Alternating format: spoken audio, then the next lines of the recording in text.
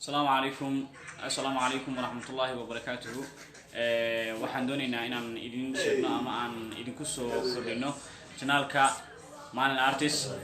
waa channel aad u cusub waa channel hadda macnaha la bardhigay waa channelka kaliya oo aan doonaynaa inaan idinku soo kordhino ama aan idinku soo tabino waxyaabo aad u muhiim ah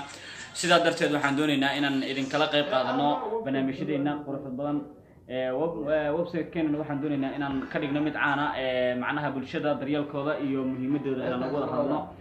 waxaan doonaynaa inaad mar walba xasuustaan Maalin artist inuu yahay channelka